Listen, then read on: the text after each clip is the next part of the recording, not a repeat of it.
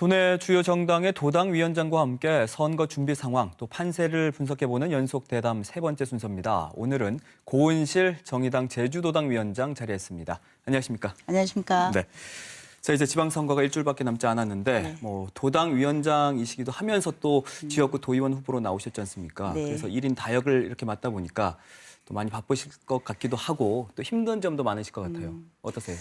예, 지난 대선 때는 도당위원장과 어쨌든 선대대책본부장을 맡으면서 되게 힘들었거든요. 그러다 보니까 지역구 선거에 대한 준비를 전혀 못했었고 대선이 끝나서야 지역구 후보에 대한 어떤 것들이 결정되고 이제 준비를 하다 보니까 굉장히 많이 늦어졌습니다. 그래서 도당의 선거대책본부를 따로 꾸리고 저는 지금 현재는 지역구 후보에 좀 중점을 두고 있고요. 네.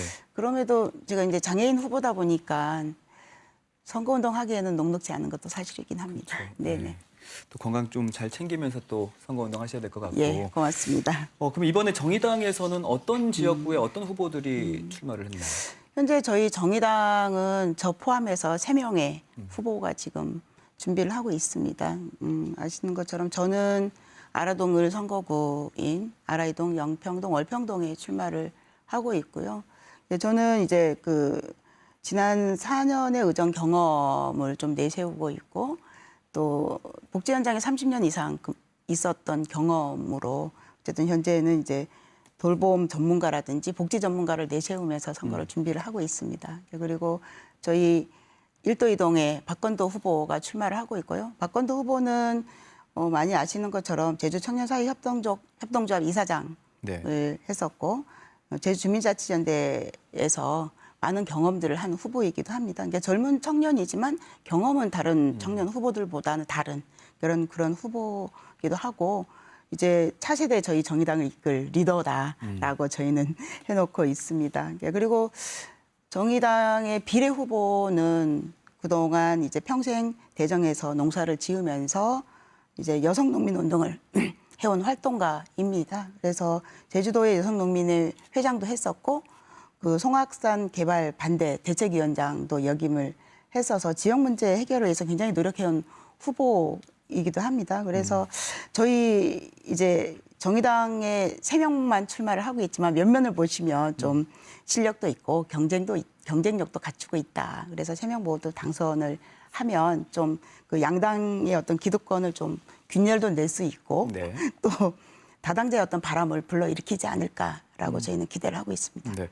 좀 전에 비례대표 도의원 후보로 이제 김정임 후보가 나온다라고 말씀해 주셨는데 어떤 기준으로 이제 비례대표 후보는 선출하시는 거예요? 저희 정의당은 공직자 후보는 당원 당규에 따라서 결정을 하게 돼 있습니다. 당원 당규에는 이제 당원들이 직접 선출을 하게 돼 있고요. 그러니까 후보가 되고자 하는 분은 이제 후보 등록을 이제 하게 됩니다. 하면 이제 자격 심사를 통하게 돼 있고 자격 심사를 통하면 그 다음에는 당원들에게 이제 선거운동을 통해서 출마할 거니 뽑아달라. 그래서 당원 투표를 통해서 저희는 결정을 하고 있습니다. 네, 그래서 선출된 후보가 김정임 후보고 네.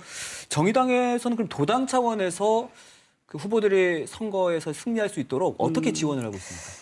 아시는 것처럼 저희 정의당은 굉장히 작은 정당입니다. 그러다 보니까 지원하는데도 좀 한계가 있습니다. 그건 사실이고요. 그래도 이제 기본적으로 저희 정의당에 출마를 한다고 하면 그러니까 작지만 인적이라든지 물적인 지원을 하려고 저희가 노력을 하고 있고요.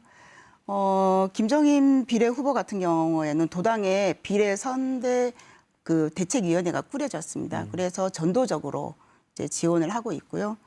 저희 청년 후보 같은 경우에는 중앙당에서 따로 지원금이 내려오고 있습니다. 그리고 장애인 저도 이제 중앙당에서 이제 후보 지원금 플러스 이제 청년과 장애인 후보에 대한 물적 지원도 되고 있어서 한 2천만 원 정도는 저희가 중앙당에서 지원을 받고 있습니다. 다행이네요. 네. 그럼 이번 제주 지역 지방선거에서 정의당 어느 정도의 성과를 거둘 걸로 이제 기대를 하고 계세요? 앞에서도 말씀드렸던 것처럼 저희 정의당 후보는 실력과 경쟁력을 갖추고 있다.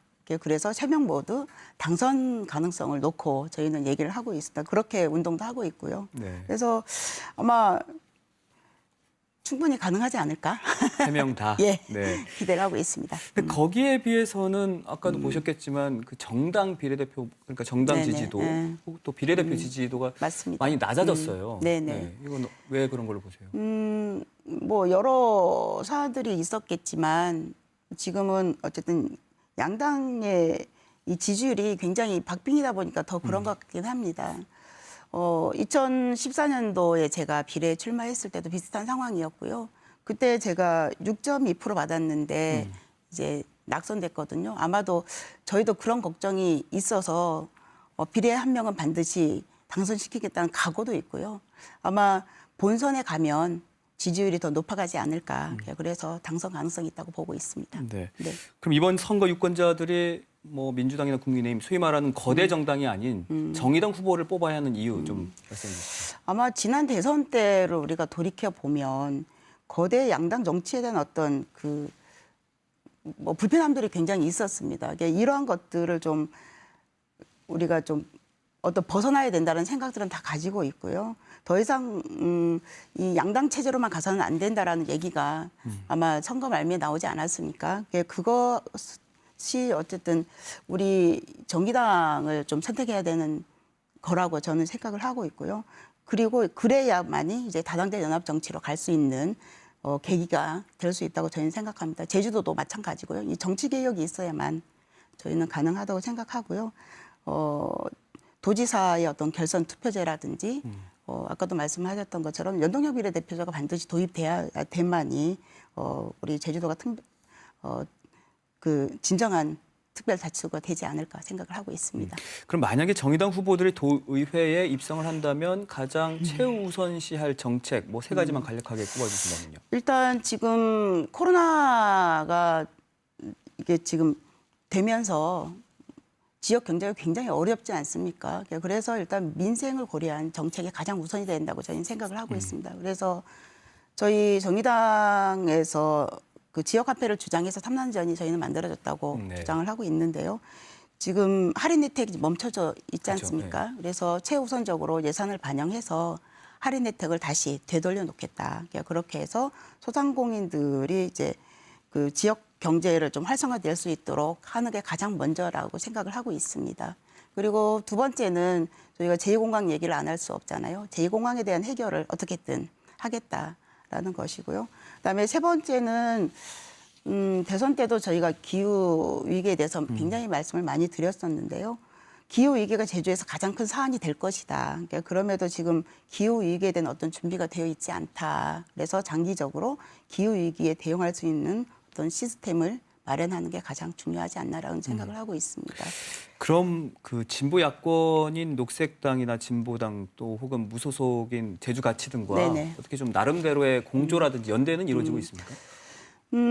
저희가 처음에 진보 정당과의 어떤 것들을 얘기했을 때 도지사 후보에 대한 단일화 얘기가 굉장히 많이 나와서 좀 그거에 대해서 좀 걱정이 좀 많았었거든요. 근데 저희 정의당이 이제 도지사 후보가 없다 보니까 도지사에 대한 공조는 뭐 이루어지지 않고 있는 건 사실이고요. 그럼에도 저희가 이제 그 정책이라든지 어떤 사안이 생겼을 때는 현재도 지금 연대를 하고 있습니다. 그래서 뭐 정치 개혁이라든지 제2공항 등 어떤 지역에 해결해야 될 공적 과제들이 있으면 뭐 기자회견도 같이 하고 연대도 같이 하고 또 지역구 후보는 겹치는 데가 한 군데도 없어요. 다행히.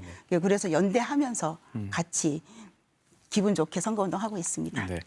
자, 이 얘기를 또 안 꺼낼 수가 없습니다. 네. 고병수 전 도당위원장이 지금 오형훈 민주당 도지사 후보의 후원 회장을 맡았잖아요. 네. 이건 당에서는 어떻게 받아들이고 있나요? 저희도 좀 기사 보고 알았고요. 일단 정의당과 이제 우리 고병수님을 지지해준 도민들께 일단 송구하다는 말씀 먼저 드려야 되지 않을까라는 생각을 하고 있습니다. 한때는 이제 정의당 소속 국회의원으로 출마를 했었고 또 도지사 후보에도 거론됐던 분이셔서 저 송구스럽고 그랬던 분이 탈당과 동시에 오영훈 그 후보 후원회장을 맡은 것은 좀 정치 도의상 좀 바람직하지는 않다라고 저희는 그 정도 말씀드리겠습니다. 사전에 어떤 얘기도 없이 그 기사로 알았다고 네네. 하니까 또 그게 놀랍네요. 예, 네. 놀랐습니다. 저희도. 자, 그럼 남은 기간 제주 지역에서 정의당의 지방선거 전략 좀 알려주시죠. 예, 저희 정의당은 29일 날 먼저 이제 심상정 국회의원이 제주를 방문할 예정입니다. 지금 선거 마지막 주말이 가장 피크잖아요. 네. 예, 그 기간을 지난 대선 후보였던 심상정 의원이 제주를 방문한다라고 하는 것은 그만큼 중앙당에서 제주를 전략 지역으로 보고 있지 않나라는 생각에서 아마 심상정 의원이 저희 지원을 하려고 내려오고 있는 것입니다. 그래서 지금 정의당의 이제 제주도 지지율이 제일 높습니다, 전국에서. 네네. 그러다 보니 더 이제 중앙당에서 관심을 가지는 거라고 보고 있고요. 그 진보 정치를 열망하는 도민들이 있지 않습니까? 그거와 중앙당에서 어떤 지원들을 좀 받아 안아서 좋은 결과가 있을 거라고 생각을 하고 있습니다. 네, 알겠습니다. 오늘 말씀 여기까지 듣겠습니다. 남은 일주일 또 힘내시고 선거 준비 잘 하시기 바라겠습니다. 고맙습니다. 고맙습니다. 네.